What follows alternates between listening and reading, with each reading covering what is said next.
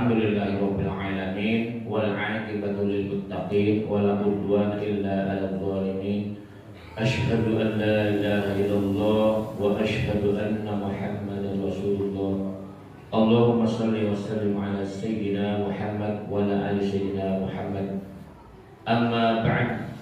Qala rabbi shrah li sadri wa yassir li amri wa hlul 'uqdatam min lisani yafqahu qawli. Qalu subhanaka la ilma lana illa ma 'allamtana innaka antal alimul hakim. Wa qala aidan yarfa'illahu alladziina aamanu minkum wal ladziina utul 'ilma darajat. Wa qala an-nabiy sallallahu alaihi wasallam utlubul ilma minal mahdi ilal lahdi. Shadaqallah wa shadaqa Rasulullah sallallahu alaihi wasallam. Di sini ada bab yang menerangkan tentang fadilah mandi Jumat. Bismillahirrahmanirrahim. Ya Aliyu man iktasala yaumal jum'ati. Wahai Ali, barang siapa yang mandi pada hari Jumat untuk sholat Jumat, ghafarallahu lahu ma bainal jumu'ati ila jum'ah. Niscaya Allah akan mengampuni antara Jumat sampai ke Jumat lainnya atau ke Jumat yang akan datang. Wa ja'ala dzalika sawaban fi qabrih. Dan Allah akan jadikan amalan mandinya itu sebagai ganjaran pahala yang menerangi di dalam kuburnya. Wasaqala ala mizanih, dan akan menambah beratnya timbangan amal kebaikannya. Nah, hadirin rahimakumullah, ini adalah wasiat Nabi atau nasihat Nabi kepada Sayyidina Ali. Bukan saja ke Sayyidina Ali, tapi umumnya kepada kita selaku umatnya. Yang mana keistimewaan hari Jumat itu banyak sekali, Pak. Banyak sekali. Bahkan perintah sholat Jumat ini ketika itu di Mekah, namun belum dilaksanakan. Kenapa? Karena masih sedikit umat Islam. Nah, kemudian yang pertama kali mengerjakan Jumat itu adalah As'ad bin Zurarah. Itu pun dilakukan di Madinah sebelum Nabi hijrah. Jadi apa yang terkandung dalam sholat Jumat ini? Jumat itu jamaah apa? Jamaah, kumpul katanya, kumpul. Saking istimewanya hari Jumat sehingga Nabi Adam itu diciptakan hari Jumat dan diampuni, diterimanya tobat Nabi Adam hari Jumat juga. Maka banyak sunnah-sunnah yang dikerjakan pada hari Jumat ini. Di antaranya kita baca sholawat. Baca sholawat minimal hari Jumat ini 300 kali siang, 300 kali malam. Udah baca belum, Pak?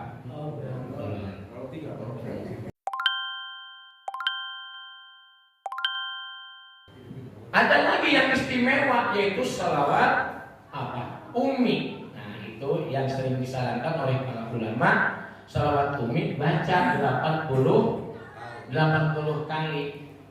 Kapan bacanya? Sehabis sholat asar. Selawat yang mana aja boleh. Mau selawat yang singkat silahkan. Gampang cuman sallallahu alaihi Muhammad, sallallahu alaihi Muhammad. Ya, itu paling semenit 3 kali kalau ngebut mah. Kalau semenit lah 100 kali atau 100 balik. Maka ketika itu ada salah satu sahabat bertanya kepada Rasulullah sallallahu alaihi wasallam.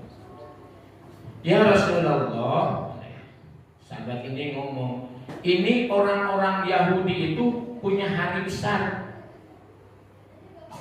Punya hari besar orang Yahudi. Maka hari besar umat Yahudi itu adalah hari Sabtu. Maka disebutlah Elizabeth. Kalau kita mau elit itu apa ya? Doa di hari Sabtu. Doa di hari atau Tuhan di hari Sabtu. El itu kan bahasanya bahasa apa? Ibrani apa tuh? Itu El itu Tuhan artinya. Maka kita nih selaku umat Islam jangan takut bilang Tuhan. Ada kata-kata Alhamdulillahirabbil alamin, segala puji bagi Allah, Rabb sekalian alam. Itu Rabb ini artinya apa? Rabb ini adalah kalimat mustarok, kalimat yang satu arti banyak terjemahnya, satu kata banyak artinya, maksudnya begitu. Rabb itu bisa diartikan dengan Malik. Kalau saya tanya kepada bapak-bapak nih, Allah itu satu apa banyak? Satu. Kalau Tuhan satu apa banyak? Hah? Kalau Tuhan itu satu apa banyak? Banyak. Waduh, salah pemahaman nih bapak-bapak nih. Nah, ini makanya nanti kita jelaskan nih. Kita jelaskan. Allah itu satu apa banyak? Tuhan satu apa banyak? Satu. Satu juga. Nah, beda Pak sama ustadz yang diustadzkan, beda. Ada ustadz, ada yang ustadzkan. Karena sering pakai udeng, pakai gamis, pakai sorban, disangka ustadz padahal pemburu hantu. Oke, beda-beda tipis nih.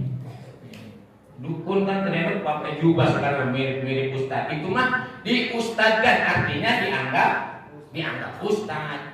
Sekarang pohon kayu bukan Tuhan, tapi yang dipertuhankan. Kalau dipertuhankan dianggap Tuhan. Kata mereka, jangan takut. Tuhan itu Allah. Allah itu Tuhan. La ilaha illallah. La-nya dibuang, ilah dibuang. Tuhan itu adalah Allah. Gitu.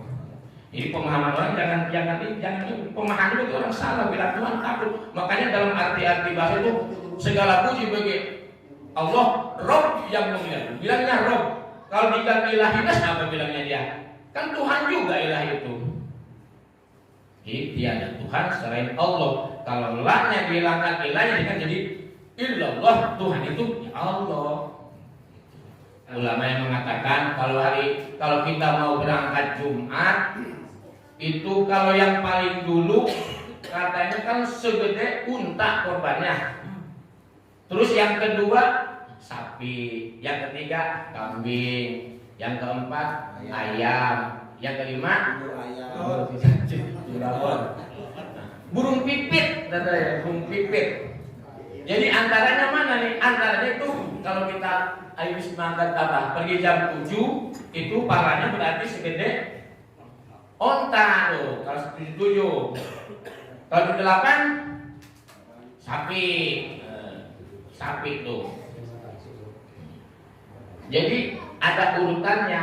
Jangan sampai kita nggak dapat telur puyuh-puyuh aja. Makanya kalau orang yang mau ngimamin itu jangan dulu buru-buru datang, atau yang mau jadi khotib nih ke masjid dia mah sunnah belakangan. Otomatis kalau dia datang duluan udah hilang semua pahala otomatis kita tuh. Udah hilang. Makanya kalau masjid itu harus ada sekretariat. Biar di situ ngobrol-ngobrol dulu khotib, biar jamaah yang udah tengah 12 aja masih ada dapat pahalanya, pahala burung pipit tuh. Ini kadang-kadang orang salah tangkap ya. Imam mau masuk ada di pinggir jalan, lalu nggak berangkat ke masjid. Oh, imam aja masih di jalan, dia masih sengaja. Maka jangan buruk sangka, imam mas sengaja biar kita dapat pahala yang tadi disebutkan. Ada pahala korban unta, ada pahala sapi, kambing, ayam, burung pipit, telur ayam. Itu biasanya apa tadi? Kalau bisa mah diajak ngobrol-ngobrol dulu tuh, apa imam itu diajak ngobrol-ngobrol dulu. Maksudnya biar orang-orang datang nanti dapat pahala. Apalagi keistimewaannya, apalagi di antara dua khutbah nih ya, jangan sampai nggak doa. Doa Pak, di antara dua khutbah doa itu mustajab. Doanya bahasa kita aja. Enggak, kalau kita bisa bahasa itu doa itu di rumah boleh apa aja juga. Tapi kalau doa bahasa kita pelan-pelan. Padahal kesehatan kita juga adalah merupakan di kan kalau kita sehat nggak perlu keluar duit berjuta-juta untuk kita mengobati sakit kita. Nah hadirin rahmatullah, jadi keistimewaan yang ada hari Jumat yaitu di antara kita jangan lupa baca selawat yang minimal 100 kali. Apa selawatnya? Udah ada sallallahu alaihi Muhammad, sallallahu alaihi Muhammad, sallallahu alaihi Muhammad. Tuh 100 kali itu. Nah juga ada sholat yang dijaga. Yang kita bahas ini adalah ketika kita mau Jumat, yaitu dianjurkan untuk mandi. Nah, salah satunya mandi. Kapan itu mandinya? Yang lebih bagus kalau kita mau berangkat pagi, kita nih jam 7 mau berangkat nih, mandinya jam 6. Nah jadi di hari Jumat dianjurkan kita untuk mandi sebelum sholat Jumat. Sunnah itu. Katakan wahai ahli, kalau mau sholat Jumat itu mandi. Ini akan menerangkan kubur kita. Kuburnya terang benderang Pak. Itu mandi. Makanya dalam mazhab Imam Malik, mandi Jumat itu adalah wajib mandi Jumat. Ya itu bagus mandi. Emang waktu mandi mau Jumat subuh. Subuh. Ama sebelum subuh silakan, mau sesudah subuh silakan. Jadi itu yang pahalanya gede. Kalau kita nggak keboro ya siang-siangan boleh, nggak apa-apa dah. Emang bagusnya subuh ya. Mandinya subuh. Nah, yang kita bahas sekarang hari Jumat nih. Wahai ahli, barang siapa mandi pada hari Jumat, nanti Allah akan ampuni di antara Jumat. Dari Jumat sekali kita mandi nih sampai ke Jumat depan kita akan dilindungi Allah Subhanahu wa taala berbagai bukan saja ampunan tapi bahaya badan, bahaya agama akan Allah lindungi. Mandi, makanya mandi itu harus pakai niat. Ini kalau orang-orang non muslim nih mandi itu mandi apa? Dia mah mandi biasa. Makanya untuk membedakan mana mandi ibadah, mana bukan, pakai niat. Al-a'malu bin niat. Tiap pekerjaan harus pakai niat. Ini niat kita biar mandi kita bernilai ibadah. Kalau nggak bisa bahasa udah ya, sejak orang mandi sunat dia Jumat karena Allah Ta'ala. Jadi niat kan adanya di hati, bukan nawaitu berusaha di rohil asgori atau rohil akbari misalnya gitu. Itu makan enggak. Kalau pas aja nggak pernah mandi junub. Dan mandi junub juga jangan diucapkan, Pak. Adanya di hati. Di hati. Sejak mandi wajib menghilangkan hadas besar dari sekalian badan, fardu terutama tuh pas air nyampe. Jangan kita nawaitul dusta lirobil lirobil hadasil akbari, susah Pak. Dalam hati sholat aja Pak, kalau nggak bisa usoli dalam hati. Setelah subuh tadi nih langsung Bapak Allah Akbar, niat dalam hati. Sejak niat sholat fardu subuh 2 rakaat makmum 2 rakaat Allahu Akbar. Kan ngambil mazhab lain boleh, asal ngerti aja kok boleh. Makanya sering terjadi perbedaan karena emang bahasa Al-Quran itu susah untuk diterjemahkan, juga bahasa hadis. Jangankan bahasa Quran, bahasa hadis Pak, bahasa kita aja kita kadang-kadang salah mengartikannya. Nih kalau saya tanya, Bapak pernah nggak lihat kodok loncat? Pernah? Kalau saya mah enggak. Nanti Bapak kodok loncat kita kudu loncat. Nah, itu bahasa lain kan? Ayo timbang lihat kodok kudu loncat. Aneh banget. Ya itu bahasa kita tuh, bahasa kita. Udah lihat kodok loncat. Nah, gak ada kerjaan. Atau kalau saya tanya lagi gini, Bapak pernah enggak melihat orang Cina nangis? Ayo, nanti bagian orang Cina nangis. Kagak ada kerjaan apa? Itu batu, itu bahasa kita. Orang bisa salah mengartikannya. Nah, kirain kan ditanya, mau kodok loncat? Iya kodoknya bener loncat, saya mau nggak loncat. Nah gitu aja. itu bahasa kita, apalagi bahasa Al-Quran, bahasa hadis. Makanya sering terjadi perbedaan antara ulama begitu. Dan salah satunya, barang siapa yang makan daging unta batal wudhunya, kan gitu, batal katanya. Kenapa? Kata Imam Syafi'i enggak batal, kata Imam Malik batal. Kenapa? Karena asbabul wudhu hadisnya ketika Rasulullah SAW duduk bersama para sahabatnya, duduk ketika yang katakanlah sedang taklim begini, namanya juga di depan nabinya, di depan ustadz aja kita kalau kentut ketahuan malu, ada yang kentut sahabat itu, katanya kan ditanya siapa yang kentut, nggak ada yang ngaku, kan malu pak, kan malu. Jadi diam-diam. Akhirnya Nabi kena untuk menutupi rasa malu sahabatnya, maka disuruh diperintahkan. Tadinya kan sahabat begini, udah Nabi entar juga pas sholat isya ketahuan yang wudhu berarti dia kentut gitu. Kan Nabi saking itu menjaganya, akhirnya Nabi siapa yang tadi makan daging unta wudhu, akhirnya pada wudhu semuanya. Kenapa? Karena perintah Nabi begitu. Tapi perintah itu hanya untuk menutupi rasa malu salah satu sahabat yang buang angin. Secara itu enggak batal. Makan daging unta enggak batal. Karena itu mah hanya untuk menutupi rasa malu sahabat yang kentut. Jadi itu Nabi saking menjaganya rahasia, akhirnya diberitakan untuk maka pandangan Imam Malik harus wudhu kalau makan daging unta. Kata Imam Syafi'i enggak, itu mah karena lihat dari sejarah hadisnya begitu. Nah, jadi lagi ngobrol-ngobrol atau lagi taklim ada yang kentut, maka enggak usah wudhu. Saya sampaikan mudah-mudahan ada manfaatnya bagi diri saya juga bagi jamaah sekalian, mendapatkan ilmu atau pengetahuan atau kita saling berbagi ilmu.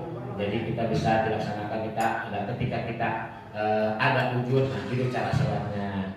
Kurang lebihnya mohon maaf kalau memang itu benar semata-mata dari Allah. Kalau misalnya atas kebodohan dan keterangan saya yang doib ilmu dan miskin ilmu, kurang lebihnya saya mohon maaf. Wassalamualaikum warahmatullahi wabarakatuh.